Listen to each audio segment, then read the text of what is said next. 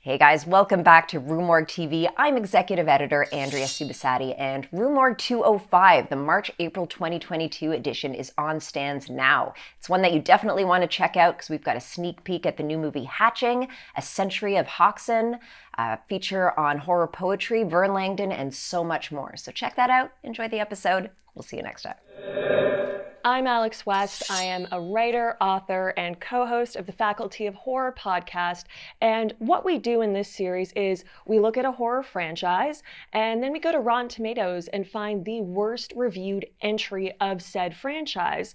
We give it a watch, we talk about it, we take a look at the production history, and just the overall strangeness of it, and try to find at least a few redeeming qualities within the film. Today, we are going to be talking about a film so nice they named it twice.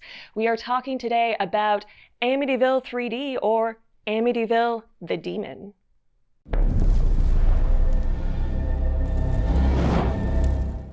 Today, we are going to be talking about a franchise which is seemingly endless. It is forever going. It is still going to this day because, hot tip, you cannot own a historical event. So you'll notice that, this film is called Amityville 3D or Amityville the Demon and not the Amityville Horror 3D.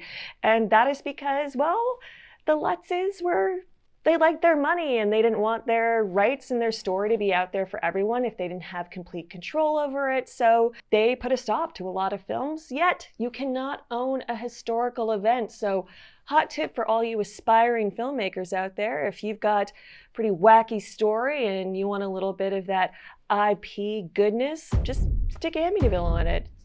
It's fun. Everyone does it. Literally everyone does it.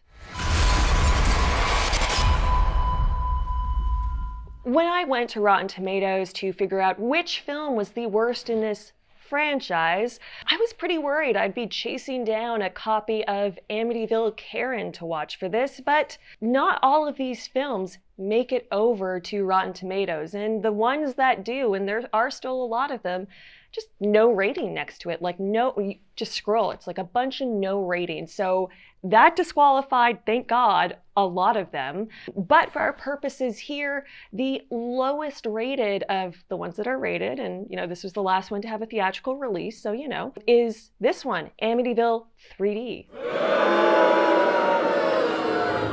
The whole world knows the story of this house. Janet Maslin from the New York Times says, "The cast is good, but the characters are idiots."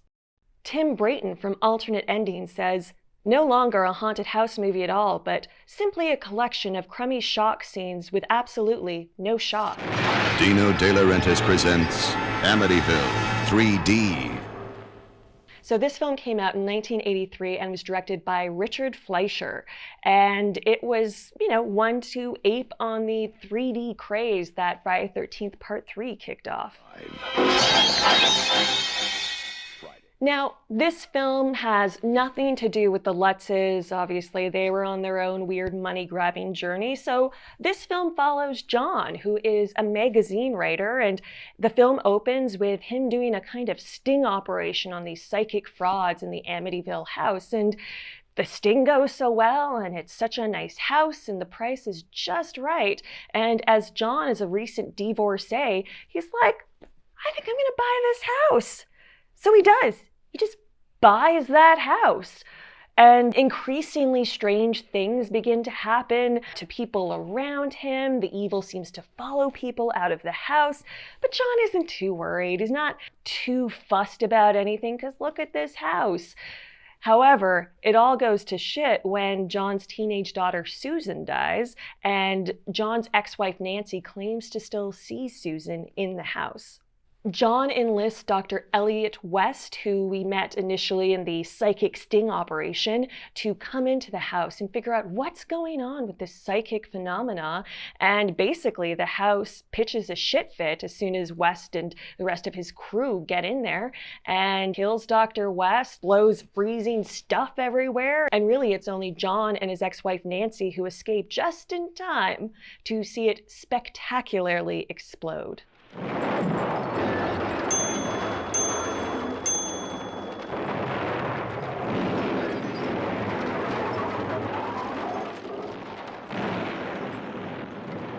So this film is at odds with itself. It has a few different things, a few different themes going on within it, and it doesn't quite work at all. Beyond all the really overt 3D, you've got kind of two parallel plot lines going on. You've got the adult plot line with John, his colleague Melanie, his ex-wife Nancy, and the house, and we just got divorced, so I gotta buy this house, and why won't you let me have this house? And then you have the other plot with their teenage daughter Susan and her friends, and I think this plot is added in to this film because 1983 slashers are becoming a bigger and bigger thing, so why not have that teen plot in there? Make it hit for the kids. How do you do, fellow kids?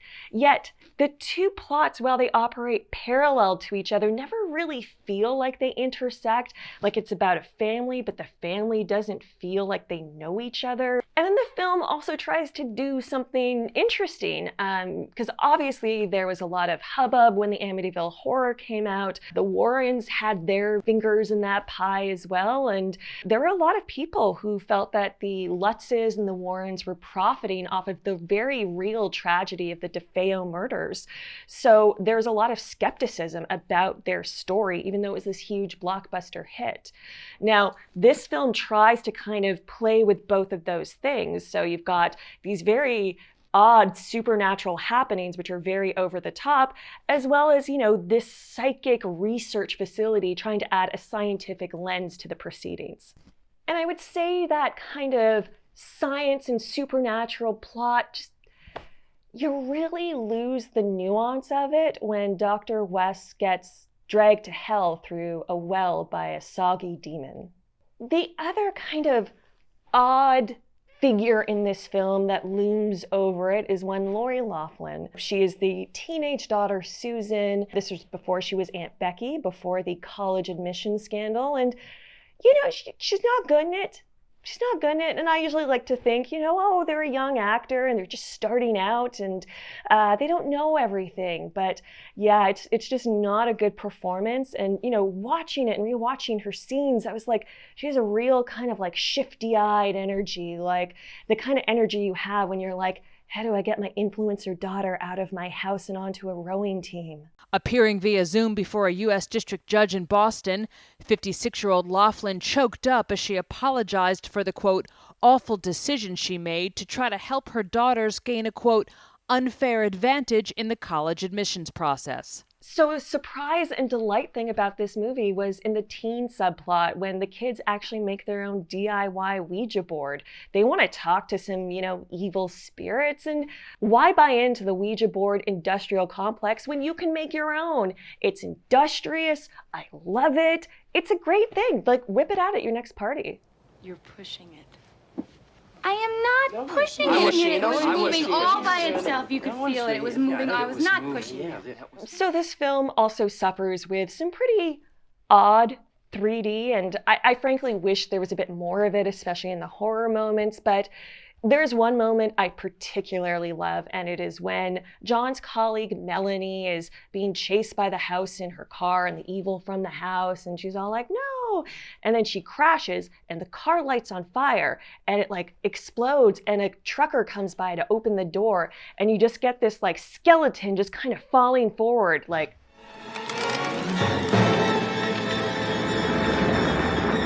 it's both strange and janky. And if I've learned anything from science, it's that two negatives make a positive. So that's another great thing about this film. Now I'd like to talk a little bit about the character I like to call Hot Tub Hell Demon. That is the demon at the end that pulls Dr. West into his horrible fate. And it is like gross and slimy and silly in this film where everyone is taking it so seriously. And this film is kind of like, frankly, a little limited on the scares, and it just feels like it's saving itself for that moment. And I think it's worth it. I think it's great. I love that Hot Tub Hell Demon.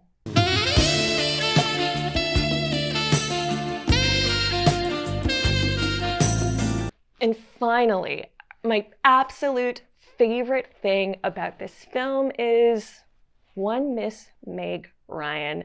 It's so wonderful to see a bona fide movie star in a part like this, and she has so much presence and energy, and she's like really giving it in all of her scenes as Susan's friend who's into all the supernatural stuff. And I love that she's not doing like Meg Ryan in The Cut, the kind of like sultry, edgy energy she can do. She's doing like Meg Ryan in a Nora Ephron movie. She is giving us this caviar is a garnish energy. She describes the DeFeo murders with so much enthusiasm and coolness that it almost makes it like an aspirational way of life. Do you know you could have sex with a ghost? Really? Yeah, really. I've been reading up on it. Seems that it's happened to a lot of women, and they all say that it's fantastic. What do you think? I think you're weird. So that is our take on Amityville 3D for Sympathy for the Sequel. It's an uneven film, but there is some really positive, fun, strange moments. So it's definitely worth a watch if you haven't seen it for a while. I'm Alex West, and thank you so much for joining us today. If you haven't already, please like and subscribe, and leave us a comment below. Let us know what franchise we should tackle next. And until the next time that hot tub hell demon invites you in, we'll see you in the sequel.